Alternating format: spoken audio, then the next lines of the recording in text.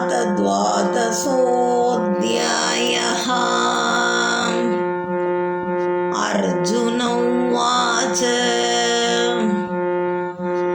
एवं सततयुक्ता ये भक्तास्त्वां पर्युपासते ये चाप्यक्षरमव्यक्तं तेषां के योगवित्तमः। श्रीभगवानुवाच मय्यावेश्य मनो ये मां नित्ययुक्ता उपासते श्रद्धया परयोपेतास्ते मे युक्ततमा मताः। ये त्वक्षरमनिर्देश्यमव्यक्तं पर्युपासते सर्वत्र गमचिन्त्यं च कूटस्थमचलं ध्रुवम् सन्नियम्येन्द्रियग्रामं सर्वत्र समबुद्धयः ते प्राप्नुवन्ति मामेव सर्वभूतहिते रताः। क्लेशोऽधिकतरस्तेषामव्यक्तासक्तचेतसाम् अव्यक्ता हि गतिर्दुःखं देहवद्भिरवाप्यते। ये तु सर्वाणि कर्माणि मयि सन्न्यस्य मत्पराः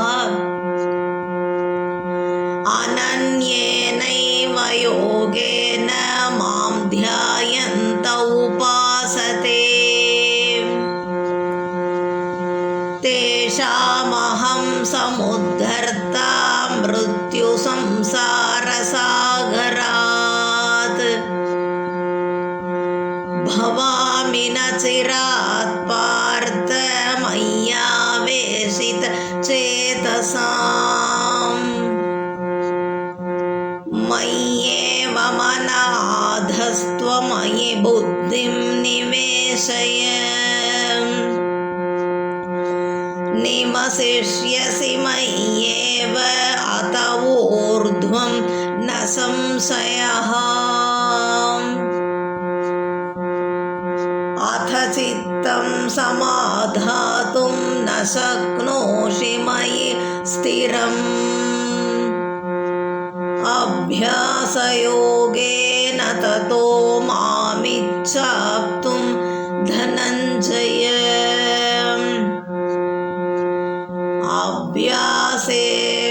अभ्यासेऽप्यसमर्थोऽसि मत्कर्म परमो भव मदर्थमपि कर्माणि कुर्वन् सिद्धिमवाप्स्यसि। अतैतदप्यशक्नोषि कर्तुं मद्योगमाश्रितः सर्वकर्मफलत्याग ततः कुरु यतात्मवान्।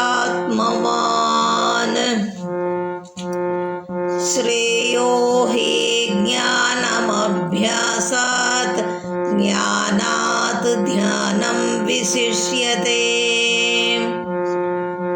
ध्यानात् कर्मफलत्यागस्त्यागात् शान्तिरनन्तरम्।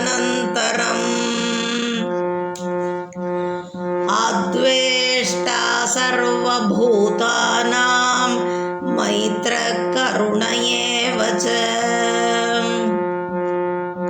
निर्ममो निरहङ्कारः समदुःखसुखक्षमी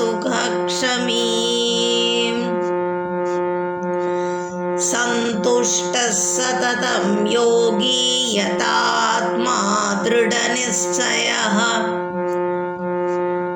मय्यर्पितमनो बुद्धिर्यो मद्भक्तः मे प्रियः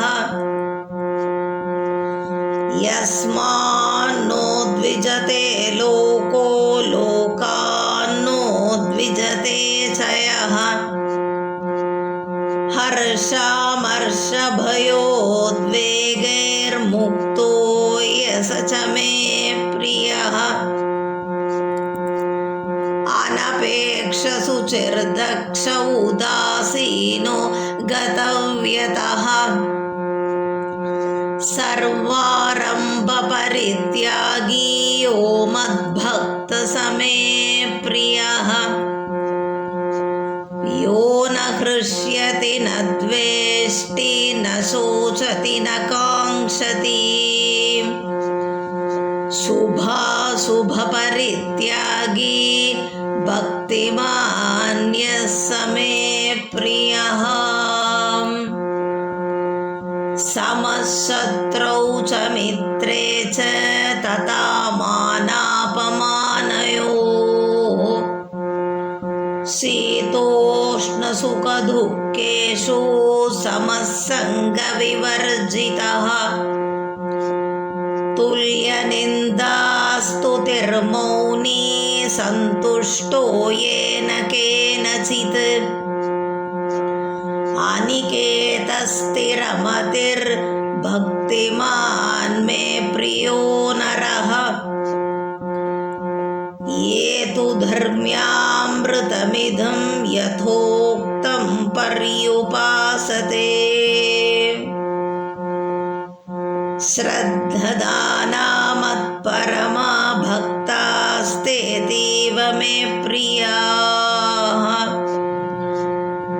इति श्रीमद्भगवद्गीतासु उपनिषत्सु ब्रह्मविद्यायां योगशास्त्रे श्रीकृष्णार्जुनसंवादे भक्तियोगो नाम 12ोऽध्यायः। श्रीकृष्णार्पणमस्तु।